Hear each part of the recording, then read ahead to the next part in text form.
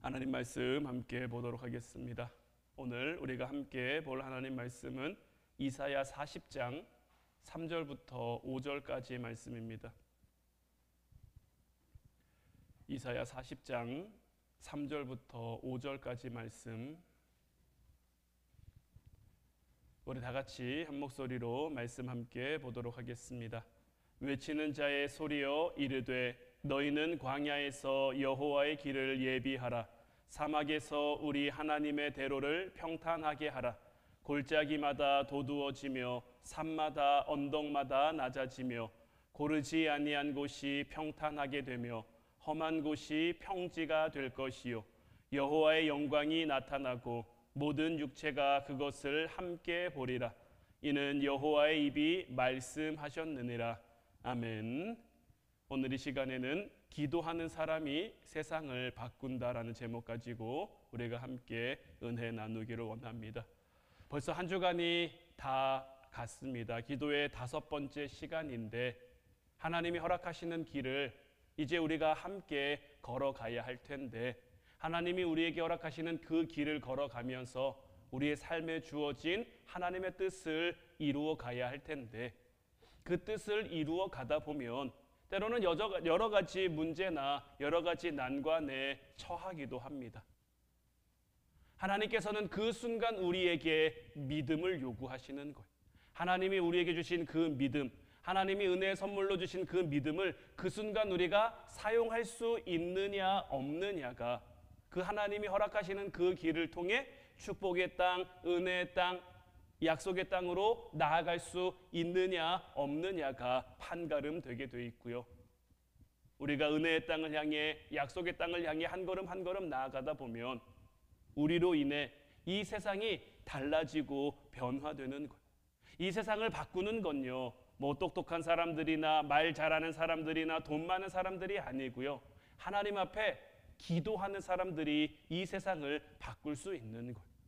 주님께서는 교회를 가리켜 내 집은 기도하는 집이다라고 말씀하셨죠.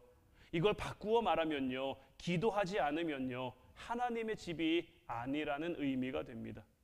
예수님께서 마가복음 11장 17절 말씀에 이에 가르쳐 이르시되 기록된 바 내 집은 만민이 기도하는 집이라 칭함을 받으리라고 하지 아니하였느냐. 너희는 강도의 소굴을 만들었도다라고 성전 정화 사건을 통해서 주님이 말씀하신 거죠. 그 시대의 성전은 어떤 모습이었습니까? 자기의 이익을 위해, 자기의 유익을 위해 장사하고, 단순히 장사하는 게 문제가 아니라 잘못된 방법으로 욕심을 위해 시골에서 재물을 가지고 오면 그 재물을 제사장이 이제 성별을 하는데 온전한 재물도 온전치 않다고 흠이 있다라고 판별을 해버리면 그걸로는 하나님 앞에 재물을 드릴 수 없으니까 그 성전에서 자기들을 통해, 자기 사람을 통해 파는 재물을 비싸게 살 수밖에 없는 그러한 환경을 만들어 놓고, 그들이 가져온 것은 싼 값에 자기들이 이렇게 매입해서 그런 악순환이 반복되는 그런, 어떻게 보면 타락의 온상이 된 곳이 교회 성전이었단 말이에요. 그래서 하나님께서는 그곳을 정화하시면서 그것을 뒤엎으시면서 하나님의 집은 기도하는 집이다라고 말씀하셨고, 이 말씀은요 오늘날 우리들의 교회도 한번 돌아볼 필요가 있는 거예요. 교회는요 기도하는 곳이 되어야지 하나님의 뜻이 아닌 그러한 것이 들어오는 곳이 되어서는 안 되는 거예요. 교회는요 하나님 자녀들, 하나님 백성들, 하나님 사람들의 기도의 불이 활활 타오르는 곳이 되어야 하는 거예요. 기도 가운데 서로 교제하고, 기도 가운데 서로 사랑하고, 기도 가운데 서로의 문제를 함께 나누며 그 문제를 극복해 가는 것. 교회는 기도해야 능력이 생기고요, 교회가 기도해야 교회 안에 원망과 불평이 사라지고요, 그 안에 은혜가 넘치고 열정이 넘치고 기쁨이 가득하게 되는 거죠. 미움과 반목이 사라지고 서로 사랑하는 그런 믿음의 공동체가 될 수 있단 말이에요. 기도하면요 큰 문제도 작은 문제가 되지만, 기도하지 않으면요 작은 문제도 큰 문제가 될 수밖에 없어요. 그래서 2000년 전 주님이 계실 때나 지금이나 교회가 살아날 수 있는 길은 오직 기도하는 길뿐인 거예요. 기도하는 교회는요, 아름답게 성장하지 결코 망하지 않아요. 왜냐하면 하나님이 붙들어 주시기 때문에, 하나님이 함께해 주시기 때문에. 그렇게 되기 위해서는 먼저 우리 성도 개개인이 기도의 불 가운데로 나아가야죠. 우리에게 기도의 불이 붙어야 되는 거예요. 우리에게 기도의 불이 붙어서 교회에서만 기도하는 게 아니라, 기도 시간에만 기도하는 게 아니라, 집에서도 기도하고, 뭐 회사나 사무실에서도 기도하고, 책상 앞에 앉아서도 기도하고, 운전하는 차에 앉아서도 기도하고, 산책하면서, 뭐 밥 먹으면서 틈만 나면 하나님 앞에 기도하는, 하나님의 뜻이라고 우리에게 말씀해 주신 것처럼 쉬지 않고 기도하는 우리의 삶이 될 수 있어야 하는 거예요. 그리고 무엇보다 우리의 힘으로 5분 10분 억지로 하는 그런 기도가 아니라, 성령의 함께 하심 가운데, 성령의 이끄심 가운데 정말 시간 가는 줄 모르는 그런 기도. 어제도 잠깐 말씀드렸습니다마는 기도가 참 힘들단 말이에요. 기도가 참 어렵단 말이에요. 왜 기도가 힘들고 왜 기도가 어려울까요? 기도가 힘들고 기도가 어려운 건요, 우리의 힘으로 기도를 끌고 가려고 하니까 그런 겁니다. 기도해야 되는 건 알겠는데, 그래서 기도하긴 해야 됐는데 내 힘으로 억지로 끌고 가려니까 5분 하면 힘들고, 10분 하면 힘들고, 잠깐 앉아있어도 힘들고, 짬을 내기가 힘들고. 그러나 하나님의 이끄심 가운데, 하나님의 함께 하심 가운데 우리가 기도하면요, 잠깐을 기도해도, 기도 시간이 중요한 게 아닙니다. 얼마나 기도하느냐가 중요한 게 아니라 그 시간만큼 내가 정말 온전히 하나님 앞에 집중하며 하나님을 바라보느냐가 중요한 거죠. 이렇게 우리가 기도하면요, 그 기도가 우리에게 영향을 주는 모든 것에 영향을 미치는 거예요. 문제가 우리를 잠식하려고 하면, 걱정이 우리를 집어삼키려고 하면 우리의 기도가 그 걱정을 날리고 그 근심을 날려주는 거예요. 그렇기 때문에 기도하면 우리의 영적인 운명이 바뀔 수 있게 되는 거예요. 여러분들의 삶이 변화되길 원하면요, 여러분들의 가정이 변화되길 원하면요, 우리는 당연히 기도해야죠. 기도하지 않으면서 변화되길 바라는 것은, 기도하지 않으면서 달라지길 바라는 것은 말도 안 되는 그러한 것. 하나님은 그런 우리의 요구, 그런 우리의 바람을 들어주시지 않아요. 예수님께서도 능력을 행하시면서 뭐라고 말씀하십니까? 기도 외에는 이런 능력이 나갈 수 없다라고 말씀하시는 거예요. 기도해야 능력이 나가는 거고요, 기도해야 하나님의 역사가 일어나는 거고요. 그러니 우리도 우리의 삶 가운데 여러분들이 가지고 있는 기도의 제목, 어려움, 문제, 이런 것들이 있다면 당연히 그것을 위해서 기도해야죠. 하나님이 알아서 해주시겠거니 하고 기다리기만 해서는 안 되는 거예요. 우리가 하나님 앞에 기도하면요, 죽을 사람도 살아날 수 있고요, 실패할 사람도 성공할 수 있고요, 망한 사람도 얼마든지 하나님 안에서 다시 일어날 수 있게 되는 거예요. 오늘 본문 3절 말씀 보면, 외치는 자의 소리여 이르되 너희는 광야에서 여호와의 길을 예비하라, 사막에서 우리 하나님의 대로를 평탄하게 하라라고 되어 있는데, 이 말씀은 이사야의 예언인데, 이 예언은 700년쯤 지난 후에 광야에서 예수님의 오심을 선포한 세례 요한을 통해서 이루어지게 되죠. 세례 요한의 선포, 세례 요한의 외침은 그야말로 광야에서 주님이 오실 길을 예비하는 자의 외치는 소리였죠. 광야에서 여호와의 길을 예비하라는 그 말이 참 묘하게 우리에게 다가오지 않습니까? 좋은 데서 외칠 수 있으면 좋은데, 좀 좋은 데서 외칠 수 있으면 좋은데 왜 하필 광야일까? 생각해보면 하나님의 길은요, 항상 광야를 타고 우리에게 오는 것 같아요. 하나님의 뜻을 이루기 위해서 우리가 지난 시간을 통해서도 말씀을 나눴습니다마는, 광야를 지나지 않고 하나님의 뜻을 이루기가 참 쉽지 않단 말이에요. 성경을 봐도요, 하나님의 사람들이 하나님을 만난 곳은요, 다 광야였어요. 뭐 육적인 그냥 환경적인 광야도 있지만 영적인 광야를 통해서 하나님은 항상 그들을 만나 주셨더라고요. 아무것도 기대할 수 없는 그 황량하고 메마른 외로운 그곳에서 하나님밖에 바라볼 수 없고 하나님밖에 의지할 수 없을 때, 하나님은 그곳에서 그들을 만나셔 그들을 통해서 하나님의 일들을 이루어 가셨더라고요. 세례 요한이 사역을 시작하던 당시 이 유대의 상황도 참으로 광야같이 사막같이 힘든 상황이었어요. 그 당시 유대는요, 로마의 식민지였는데, 특히 이 세례 요한이 사역하던 갈릴리 지역은요, 분봉왕 헤롯이라는 사람이 다스리고 있었단 말이에요. 근데 이 헤롯이요, 가장 포악하고 가장 못된 왕으로 이름이 나 있었어요. 로마의 식민지로 로마의 눈치를 보는 것도 힘든데 그 시대 가운데 세리들이 얼마나 악명 높았습니까? 그 세리들 때문에 로마에 세금 바치느라도 힘들고 어려운데 헤롯이라는 그 지역에 못된 왕까지 있으니 백성들은 정말 너무너무 힘든 그런 상황이었단 말이에요. 그들의 삶만 힘든 게 아닙니다. 종교계도 마찬가지였어요. 세례 요한의 때는요, 안나스와 가야바라는 대제사장이 있었던 때인데 원래 대제사장은요 한 시대에 한 명만 서게 되어 있습니다. 그 대제사장이 죽어야 그 다음번 대제사장이 설 수 있단 말이에요. 그런데 두 명의 대제사장이 서 있다는 것만 봐도 그 시대 가운데 이 종교가 얼마나 정치적으로 부패했었는지를 알 수 있는 대목이기도 하죠. 더더군다나요 이 안나스와 가야바는요 장인과 사위 관계입니다. 가야바의 장인이 안나스예요. 그러니까 가야바가 그 시대의 공식적인 대제사장이기는 합니다. 그 시대 가운데 대제사장으로 활동하는 공식적인 대제사장이긴 한데 이 은퇴한 안나스가 보이지 않는 권력을 뒤에서 행사하는 거죠. 장인은 보이지 않는 권력을 뒤에서 행사하고 사위는 자기에게 주어진 자리를 지키고 그것을 힘으로 이렇게 하려고 하다 보니까 장인과 사위 사이에 정말 보이지 않는 그런 권력 암투가 굉장히 심한 그런 시대였단 말이에요. 그런 시대 가운데 그런 대제사장이 서 있는 이 시대 가운데 하나님이 누구를 통해 말씀하시겠습니까? 하나님이 누구를 통해 역사하시겠습니까? 더더군다나 이때는 언제입니까? 말라기 선지자 이후로 400년 동안 하나님이 선지자를 그 땅 가운데 보내지 않았단 말이에요. 400년간 그들은 하나님의 말씀을 듣지 못했어요. 하나님의 음성을 듣지 못했어요.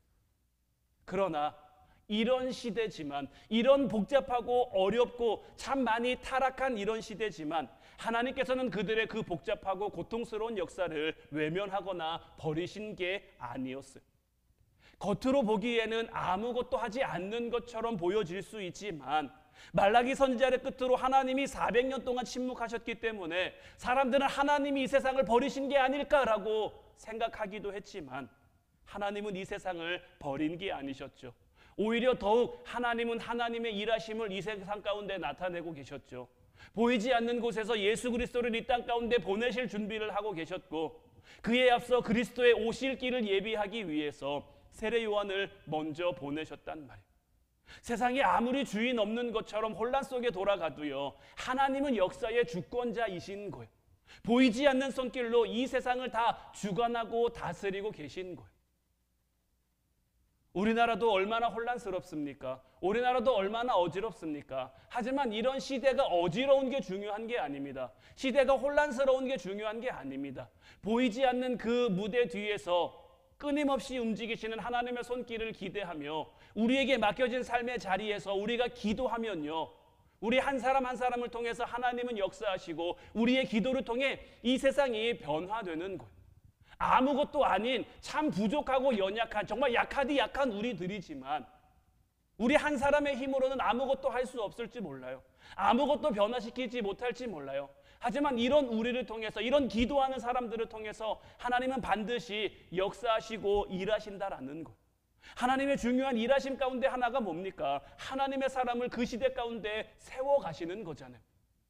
아무리 혼란스러운 시대에도요 아무리 어지러운 시대에도요 그 시대 가운데 하나님의 부르심을 받은 사람들 하나님 앞에 쓰임받는 사람들은 반드시 있었어요. 그들을 통해서 하나님께서는 캄캄한 어둠의 시대를 뚫는 부흥의 불길이 타오르게 하셨고요 기도의 불길이 타오르게 하셨고요 주님의 길을 예비하는 자로 선택받은 이 세례 요한은 어떤 사람입니까? 대제사장 아닙니다. 그가 선포했던 말씀을 선포했던 그것도요 시설이 좋은 곳, 환경이 좋은 것 이런 데 아니죠. 그는 광야에서 그에게 주어진 말씀을 선포했단 말이에요. 우리는 흔히 이렇게 생각합니다. 내가 하나님의 일을 하려면 그래도 이 정도는 있어야 되지 않을까? 이런 것들은 있어야 되지 않을까? 교회가 하나님의 일을 하려면 물질적으로도 준비가, 사람적으로도 준비가, 환경적으로도 준비가 이렇게 돼야 할 수 있지 않을까라고 많이 생각하긴 하는데 하나님 앞에서 중요한 건 그런 게 아닙니다. 사람이 많냐 적으냐, 뭐 물질이 많으냐 적으냐, 환경이 잘 갖춰져 있냐 아니냐, 이게 중요한 게 아니고요. 하나님 앞에 전심으로 나가 하나님이 허락하신 그 길을 걷는 자만 있으면요, 그 앞에서 하나님 앞에 기도하는 자만 있으면요, 하나님은 그들을 통해 얼마든지 하나님의 일을 만들어 가신단 말이에요. 세례 요한도요, 그냥 딱 봤을 때는요, 이 세상이 요구하는, 이 세상이 말하는 그러한 조건과는 거리가 먼 사람이었죠. 그렇지만 그럼에도 불구하고 하나님께서는 그 광야의 세례 요한을 통해 예수님이 오실 길을 예비하게 하셨단 말이에요. 우리의 가슴 속에 예수 그리스도의 불을 전해주는 곳, 그 전해주는 그 사람들도 보면요, 때로는 우리가 전혀 기대하지 못했던 상황, 기대하지 못했던 사람에게서 오는 경우가 있어요. 교회는 세상이 주는 화려함이 있는 곳이 아니죠. 말씀드린 것처럼 교회는 하나님 앞에 기도하는 곳이 되어야 하고요, 기도의 불이 타오르는 곳이 되어야 하는 것. 그러면요, 그 하나님이 주시는 은혜가요, 항상 우리가 생각하지 못했던 방법으로, 생각하지 못했던 통로로 우리에게 다가오게 되는 것. 하나님께서는 광야와 같이 볼품없는 사람들을 통해서 광야같이 힘든 상황에 있는 사람들에게 은혜를 주시고 능력을 주시고 힘을 주신단 말이에요. 19세기에요, 수백만의 사람을 그리스도께 인도한 세계적인 전도자 무디라는 사람이 있죠. 이 무디라는 사람도요, 집안이 굉장히 가난한 사람이었어요. 초등학교밖에 나오지 못했습니다.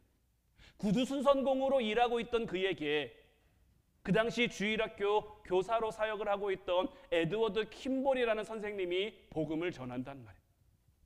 복음을 들은 무디는 예수님을 영접하게 되고요, 복음을 받아들이고 나자 그 가슴 속에 그 어떤 말씀의 불이 타오르기 시작합니다. 가슴에 불이 나서 이 말씀을 전하지 않고는 견딜 수가 없겠는 거죠. 그래서 누가 시킨 것도 아닌데 시카고 거리의 어린이들에게, 불량배들에게, 부두의 노동자들에게, 감옥의 죄수들에게, 거리의 실업자들에게, 병원의 아픈 환자들에게 누구 할 것 없이 누구를 막론하고 광야와 같은 그 상황 가운데 있는 그 사람들에게 하나님의 말씀을 전하기 시작합니다. 이 무디가 활동하던 이 시대는요, 남북 전쟁이 끝난 직후라 굉장히 나라가 혼란스럽고 피폐한 그 상황이었단 말이에요. 마음의 상처도 많고 마음의 갈등도 많은 그 미국 사람들에게 무디의 말씀은 굉장히 폭발적으로 퍼져나갑니다. 누가 무디 같은 사람들을 통해 이런 폭발적인 전도 운동이 일어날 거라고 상상이나 했겠습니까? 구두나 닦는, 구두나 고치는 그들을 통해서 하나님의 복음이 이렇게 놀랍도록 선포될 줄 누가 알았겠습니까? 무디 같은, 세례 요한 같은 우리 눈에 별 볼 일 없어 보이는 그 사람들을 통해 하나님의 역사는 이루어졌다라는 것을 우리는 늘 기억해야 되는 거예요. 그러니 우리도 하나님 앞에요, 물론 우리의 부족함과 우리의 연약함을 하나님 앞에 겸손하게 인정하는 것도 중요합니다. 하지만 하나님께서 나를 통해 하시겠다는데 하나님 나는 못합니다, 하나님 나는 할 수 없습니다 하는 것도요, 하나님 앞에 굉장히 교만한 거라는 것을 우리는 잊지 말아야 하는 거예요. 하나님이 나를 통해 하시겠다면요, 나를 통해 하시는 거예요. 하나님이 나를 통해 역사를 이루시겠다면요, 하나님 나를 통해 역사를 이루어 가시는 거예요. 우리는 그저 그 상황 가운데 이런 나에게도 하나님이 다가와 주신 것, 기회를 주신 것에 감사하며 맡겨주신 그 자리에서 순종하고 충성할 수 있어야 되는 거예요. 세례 요한도 그와 같은 모습, 그와 같은 상황인 거예요. 세례 요한은 자신을 가리켜 광야에서 외치는 소리라고 했어요. 그는요, 자기의 삶을 소리 이상의 삶으로 만들지 않았습니다. 자신을 가리켜요, 예수님의 신발끈을 풀기도 감당하지 못할 존재라고 여기며 그저 예수님이 오실 길을 예비하고 준비하고 그리고는 사라지는 존재라고 선포했단 말이에요. 예수님이 오시기 전 세례 요한의 인기는요, 굉장히 폭발적이었습니다. 굉장히 많은 사람이 그의 제자가 되기를 원했고요, 그가 가는 곳곳에 많은 사람들이 모여들었단 말이에요. 그에게 세례를 받기 원했고요, 그에게 말씀을 듣기를 원했고요, 그와 함께하기를 원하는 사람들이 굉장히 많았단 말이에요. 그렇게 큰 인기 가운데, 그런 많은 사람들의 지지 가운데 자기를 낮추는 건요, 진짜 쉬운 게 아닙니다. 내가 없을 때는요, 나는 그렇게 할 수 있다라고 쉽게 생각하지만 막상 그 자리가 되면요, 막상 그 위치가 되면요, 그렇게 하지 못하는 경우를 너무 많이 봅니다. 그 자리가, 보통은 자리가 사람을 만들어 가기 때문에 그런 자리가 주어지면 쉽게 그 자리에서 겸손하기가 어렵단 말이에요. 이건요, 사람의 힘으로 할 수 있는 게 아닙니다. 사람의 힘으로 하는 흉내만 내는 겸손이 아니라 하나님이 함께 하시는 가운데 성령께서 주시는 겸손인 것. 이것이 거룩한 겸손이고요. 이 거룩한 겸손이란 건요, 하나님 앞에서 나의 역할을 명확하게 깨닫는 것. 하나님이 나에게 어디까지 허락하시는지, 하나님이 나에게 어디까지 하라고 하시는지. 다윗이 하나님의 성전을 짓고 싶었습니다. 그래서 성전을 지을 준비를 다 했단 말이에요. 근데 하나님께서는 다윗을 통해 하나님의 성전을 짓게 하시지 않아요. 왜냐하면 그의 역할은요, 나라를 강하게 하고 나라를 크게 만드는 거였지 하나님의 성전을 세우는 게 아니었단 말이에요. 하나님의 성전은 그의 아들인 솔로몬을 통해 세워지게 되죠. 하고 싶다고 다 할 수 있는 것도 아니고요. 안 하고 싶다고 다 안 할 수 있는 것도 아니고요. 되고 싶다고 다 될 수 있는 것도 아니고요. 안 되고 싶다고 안 될 수 있는 것도 아니라는 것. 그러니 우리는 우리의 삶 가운데요, 우리를 향하신 하나님의 뜻이 어디 있는지, 우리에게 허락하신 그 하나님의 길이 어디로 향해 있는지 우리는 늘 분별하면서 그 길을 믿음으로 걸어갈 수 있어야 되는 것. 우리도 기도하면요, 하나님께서 우리에게 겸손의 영이 가득하게 하시고 능력으로 함께 하시고 지혜로 함께 하셔서 우리의 삶이 하나님이 원하시는 그 삶을 향해 나아가게 하실 거예요. 그러면 그런 삶 가운데 나는 아무것도 아닌 죄인이고 나는 낮아져야겠고 예수님만 높아져야겠다라고 우리가 외치고 다짐하고 결단하며 그 길을 믿음으로 걸어갈 수 있어야 되는 거죠. 이런 우리의 걸음걸음들이 아무것도 아닌 것처럼 여겨질 수 있지만, 세상 가운데 인정받지 못하는, 세상 가운데 알아주지 않는 그런 길이 될 수 있지만, 하나님께서는 이런 우리를 통해서 이 시대 가운데 복음의 빛을, 하나님의 나라를 반드시 세워가신단 말이에요. 바위가요, 굉장히 큰 바위도요, 한 방울씩 똑똑 떨어지는 그 물에 당장은 변화가 없는 것 같아도요, 그 물이 계속해서 1년을 떨어지고 2년을 떨어지면요, 그만큼 구멍이 생기고요, 결국은 그 물에 바위가 깨지기도 합니다. 우리 한 사람 한 사람의 기도가요, 정말 아무것도 아닌 그 물 한 방울처럼 여겨질 수도 있지만요, 하나님은 이런 우리의 기도를 그냥 아무것도 아닌 것처럼 여기시지 않고요, 아무것도 아닌 것처럼 만들지 않고요, 우리의 기도를 통해 반드시 역사하시는 것. 우리가 하나님의 능력을 믿고 하나님의 함께 하심을 믿고 우리가 하나님 앞에 기도하며 나아가면 하나님께서 우리 안에 놀라운 일을 반드시 만드시고 반드시 행할 것이, 이제 이 믿음 가지고 우리의 삶을 살아가는, 내가 지금 문제 가운데 있다면, 내가 어려움 가운데 있다면 더더욱 하나님께서 하실 일을 기대하며 하나님 앞에 기도할 수 있어야 되는 거예요. 우리가 잘 부르는 찬양 중에 기도하면서 왜 염려하십니까? 기도할 수 있는데 왜 걱정하십니까? 이런 가사를 가진 찬양이 있죠. 기도하면요, 하나님이 함께 하시고요, 기도하면요, 하나님이 능력 주시고요, 기도하시면요, 하나님이 반드시 일하실 거예요. 이제 이 믿음 가지고 우리의 삶을 살아갈 수 있는, 이 믿음 가지고 우리에게 허락된 길을 깨달을 수 있는, 기도해도요, 하나님이 응답 주셨는데 그것을 깨닫지 못하면, 홍해 앞에 선 이스라엘 백성들을 향한 하나님의 응답은 홍해를 갈라주시는 거였죠. 그들이 홍해가 갈라졌는데 그 바닷길 가운데로 뛰어들지 못했다면, 나아가지 못했다면, 하나님의 응답이 주어졌는데도 응답을 응답으로 받지 못했죠. 우리의 삶도 마찬가지. 하나님이 어떤 방법으로, 어떤 놀라운 방법으로 우리의 기도 가운데 역사하실지 모르지만 하나님의 함께 하실 것을 반드시 믿고 믿음으로 하나님 앞에 기도하며 하나님이 허락하시는 그 길을 내가 이제 깨닫게 해달라고, 그 길을 알아차리게 해달라고, 그 길을 발견하게 해달라고 기도하며 우리로 하여금 그 길을 깨닫게 하실 것이고, 그 길을 걷는 우리를 통해서 하나님께서는 이 시대 가운데 말씀드린 것처럼 하나님의 나라, 복음의 어떤 공동체를 세워가실 줄로 믿어요. 이제 이 믿음 가지고 우리의 삶을 살아가는 저와 여러분들 모두가 될 수 있기를 주님의 이름으로 축원해 드립니다. 이제 우리 같이 찬양하고 기도하길 원하는데, 오늘 이 시간에는 찬송가 너희 마음에 슬픔이 가득할 때 이 찬양 함께 고백했으면 좋겠어요. 이 찬양의 후렴 가사를 보면요, 참 기쁜 마음으로 십자가 지고 가라. 내가 기쁘게 십자가 지고 가면 슬픈 마음이 위로받는다라고 되어 있는데, 참 아이러니한 가사죠. 십자가를 지는 건 기쁜 일이 아닌데, 십자가를 지는 건 즐거운 일이 아닌데, 십자가를 지는 건 어려운 일인데, 힘든 일인데, 그럼에도 불구하고 우리가 기쁜 마음으로 십자가를 지면요, 하나님께서 우리와 함께 하셔서 하나님의 역사, 하나님의 일하심, 하나님의 능력을 나타내 주신다라는 거예요. 이제 이 믿음의 어떤 믿음 가지고 하나님 앞에 오늘 찬양으로 고백하고 함께 기도하는 우리가 될 수 있었으면 좋겠습니다.